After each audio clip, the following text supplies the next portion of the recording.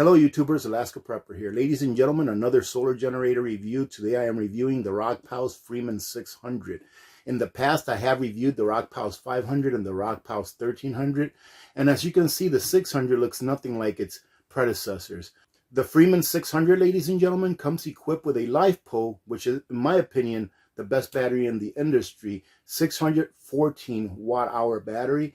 It has a continuous output of 600 watts. And it has a surge capacity of up to 1,000 watts. This is not a unit that you're going to be using to power your refrigerator or freezer or things like that. However, depending on the size of your refrigerator or freezer, you could do it with this. But I wouldn't recommend it because it only has a 614 watt-hour battery and it's not going to last all that long. Now, this can power like a small dorm refrigerator, no problem. It can power all of your personal devices from a phone to computer to a CPAP. And like I said, we're going to go ahead and try to hook up a small heater on this to check it out later on and see if it'll hold. The unit comes with your garden variety peripherals. It comes with a card that shows you how to hook it up to solar. Of course, it comes with a small user's manual that's very easy to read and not many pages. I like that. It comes with an adapter so that you can charge it using your car's cigarette lighter port. It comes with an Anderson adapter so that you can hook it up to a solar panel. It comes with your garden variety AC charging block so that you can plug it to the wall and charge it from your wall outlet if you like. And it also comes with a nifty little bag that you can put everything in. And you know what? This may seem like it's no big deal, but this really does come in handy. All right, let's go ahead and show you all the functions that this has. This is a garden variety solar generator, ladies and gentlemen. Nothing special about it, but it does the job. It depends on what you're looking for. Over here, you're going to see that we have two input ports, one for your AC and one for your solar via Anderson connectors. Here we have our garden variety cigarette lighter plug that you can connect to draw right out of the DC. And we have two 12-volt DC ports. And here, of course, ladies and gentlemen, we have our USB outputs. It comes with two regular USB outputs. It comes with one fast charging USB output. And it also comes with an USB-C that will charge something up to 60 watts. However, this is pretty interesting that in this small model, this USB-C can also be used to charge the unit. So in addition to the about 100 watts that you can charge this unit using your AC outlet, you can also charge this unit up to 60 watts if you have a USB-C charging block.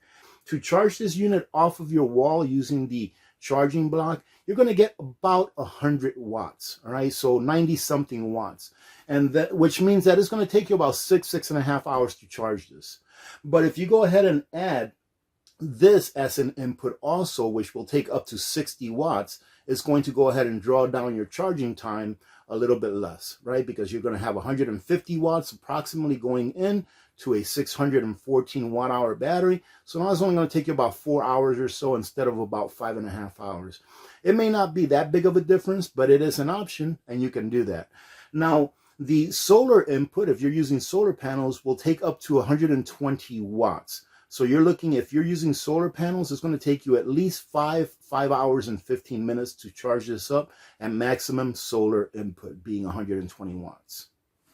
Now to turn this on, ladies and gentlemen, all you have to do is just push on the on button here, which actually sets display. And as you can see, it turns on and it should be at 100. Yep, it should be at 100 because I just turned it on. It actually tells you the temperature of your unit, which right now is at 13 degrees Celsius. You can change this to Fahrenheit if you'd like.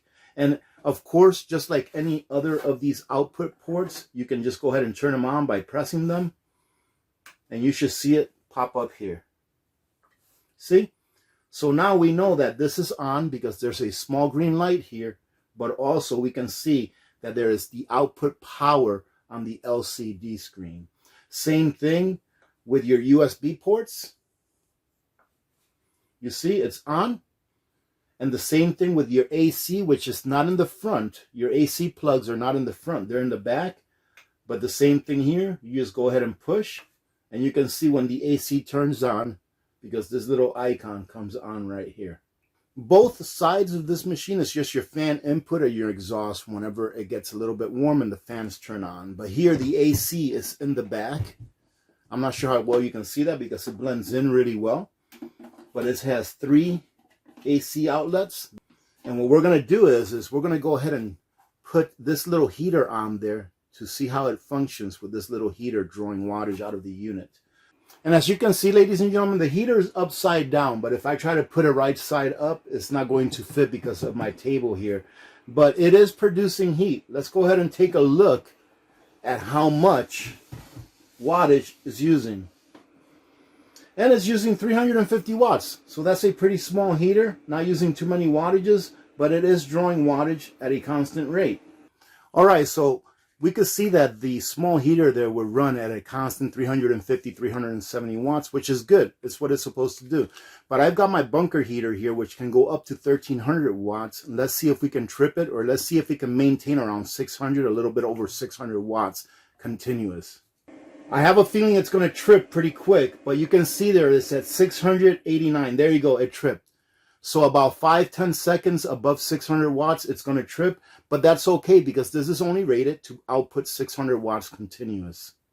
And the only thing that you have to do, ladies and gentlemen, if it trips, is all you got to do is restart your AC, and it restarts, and that's it. So this is pretty well protected against getting ruined if you put something on here that draws too much power. So ladies and gentlemen, Rockpals has offered me a discount code for this unit. So I'm going to leave a link and a discount code on a pinned comment and in the description of this video. I think this is a pretty solid unit. This is, this is a really decent unit for the price. So for those of you that may be looking for something that's a little bit smaller and not on the big size as far as solar generators go, I do recommend this product. This is a nice little unit and you should get pretty good use out of it. I've actually been using this here probably for about the last 2 weeks or so, and it hasn't failed me once. The only time that's failed me, ladies and gentlemen, is when I try plugging in that bunker heater, and of course it's not rated for above 600 watts for a long period of time. So having said that, thank you very much again, Rockpals, for sending me this unit. Ladies and gentlemen, have a great day. Remember to be good to each other. When good people do good things happen. Remember to reach one, teach one, and repeat. If we all did this, the world would be a better place, and you know that it will be a better place. Many blessings to all of you and your families. I'm Alaska Prepper. I'm out.